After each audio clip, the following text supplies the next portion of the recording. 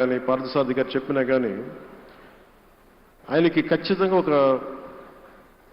విగ్రహం పెట్టాలని. ఎందుకంటే జర్నలిస్ట్ విలువల్ని కాపాడి ఆయన ఎందుకు ఇన్స్పిరేషన్ అంటే ఎన్ని కష్ట నష్టాలు వచ్చినా, ఒక జర్నలిస్ట్గా ఉండటం వేరు, ఒక పత్రికాధిపతిగా ఉండి అన్ని ఒడిదుడుకులు ఎదుర్కొని ఆయన కుటుంబాన్నంతా బెదిరించినా కానీ ఏమి చేసినా కానీ జనరల్గా కుటుంబ సభ్యులు కష్టం వస్తే నలిగిపోతాం.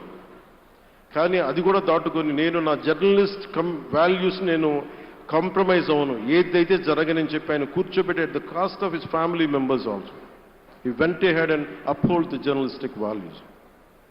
వారికి దానికి చాలా చాలా సాహసంగా నాకు చాలా ఆనందం వేసింది. ఆయన ఆఖర్లు ఎలక్షన్ రిజల్ట్స్ వస్తాయి, ఎప్పుడు వస్తాయి వీటన్నిటి అనుకున్న టైంలో నేను ఒకటి అనుకున్నాను, ఆయన ఆరోగ్యం క్షీణిస్తూ ఉంది, బాగుండు, ఆయన ఈ విజయ వార్త వింటారా లేదా అనేది నేను ఒకటి ఆలోచిస్తూ ఉన్నాను.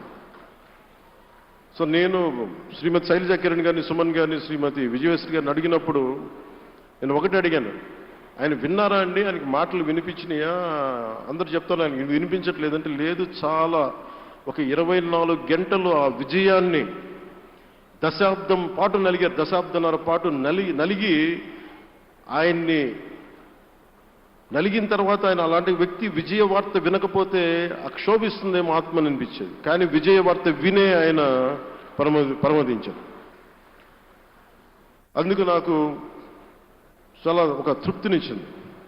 అలాంటి మహానుభావులకి నా నివాళులు అర్పిస్తూ ఆయన నుంచి ఎవరైనా నేర్చుకోవాల్సింది, ప్రజాస్వామ్యాన్ని పరిరక్షించడానికి ఎవరి స్థాయిల్లో ఒక పత్రికాధిపతిగా కావచ్చు, ఎవరు ఏ స్థాయిలో ఉన్నా దాన్ని మనం కాపాడాల్సిన అవసరం ఉంది. అలాగే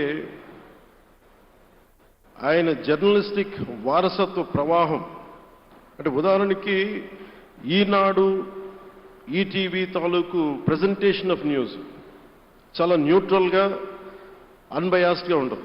ఏదైనా విషయం చెప్పేటప్పుడు నా గురించి ఎంత రాస్తారో, నన్ను తిట్టాలనుకున్నప్పుడు అంతే తిడతారు. అంటే నువ్వు చేసే పనిని బట్టే గుర్తిస్తారు తప్ప నాకు తెలుసు కదా అని చెప్పి మళ్ళీ దానికి ఫేవరెటిజం ఉండదు.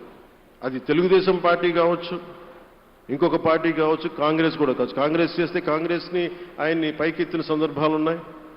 అలాగే ఏ పార్టీ తప్పులు చేసి నచ్చని ప్రజలకి ఇబ్బందికరమైన సంఘటనలు జరిగినప్పుడు ఏం మాత్రం వెనకాడకుండా ఫ్రంట్ పేజీలు వేసేవాడు.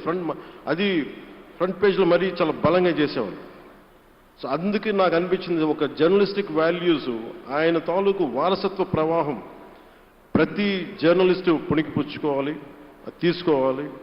ఒక నది ఒక ప్రవాహం వెళ్తున్నప్పుడు మన స్థాయి, అది నువ్వు ఒక చిన్న బకెట్తో తీసుకుంటావు, చెంబుతో తీసుకుంటావు, ప్రవాహంలో నీళ్లు అన్నట్టుగా రామోజీరావు గారి జర్నలిస్టిక్ వారసత్వ ప్రవాహాన్ని మనం ఎంత తీసుకుంటాం అనేది మన స్థాయిని బట్టి ఉంటుంది. అది ఒక మోటార్ వేసి ఒక ట్యూబ్ మనకి పైప్లో తోడుకునేలాగా ఉండొచ్చు, లేదంటే నా స్థాయి ఇంతే అంటే కూర్చోబెట్టి ఒక చెంబుతో తోడుకోవచ్చు. అలాంటి అపరిమితమైన ప్రవాహం, ఆగని ప్రవాహం, ఉధృతమైన రామోజీరావు గారి జర్నలిస్ట్ వారసత్వ ప్రవాహం ఈ రాష్ట్ర ప్రజలందరూ కూడా, తెలుగు ప్రజలందరూ కూడా దాని నుంచి మనకి ఒక స్ఫూర్తిని తీసుకోవాలని మనస్ఫూర్తిగా కోరుకుంటూ, నాకు అవకాశాన్ని ఇచ్చిన నా సహచర మంత్రివర్యులందరికీ, ఇక్కడికి వచ్చిన ప్రత్యేక ఆహ్వానితులుగా వచ్చిన జర్నలిస్ట్ పెద్దలందరికీ, పత్రికా ప్రతినిధులందరికీ